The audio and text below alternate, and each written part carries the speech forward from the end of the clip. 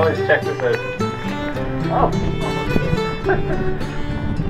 See, this is a firing window, so our troops would fire their muskets out.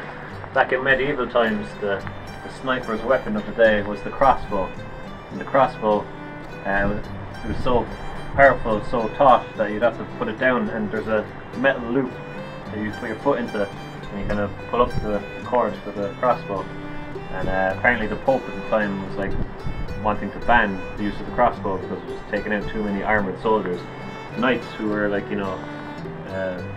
loaded or whatever, they could afford the armour, like, honourable gentlemen were taken out by snipers going prone, Show us what kind of position he would have went into there. This firing window, note the wide angle on the inside but the narrow on the outside. That means it's easy for you to kind of get different angles, but you're only exposed to the narrow window, so you can shoot at different angles, but it's very hard for the attacker to shoot you because you're obviously behind cover. So can you take us through the motion of like a shot and the reloading thing that you're on about there? In terms of 19th century warfare, the musket at the time,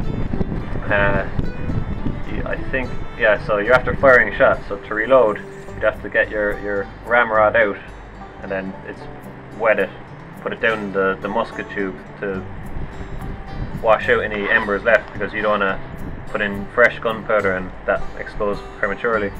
So you clean out the tube, then you get your satchel out and you fill it with gunpowder.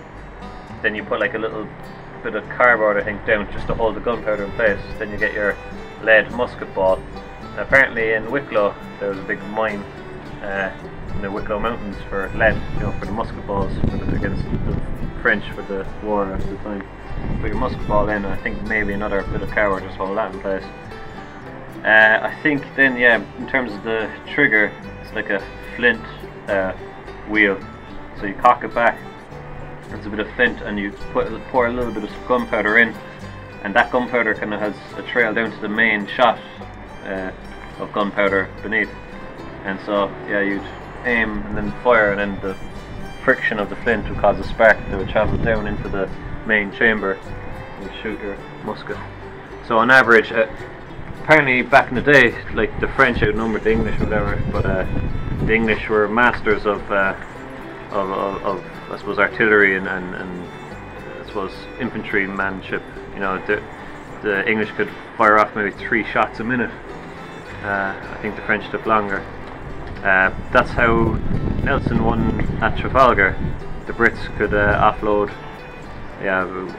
3 shots of cannon, or basically they could get off 2 shots for every 1 shot the French could get off. So even though the Brits were outnumbered, they could fire more rapidly, and plus the French were the Spanish were in a long line, and they weren't really communicating well as a team, the French and the Spanish. So Nelson won that battle.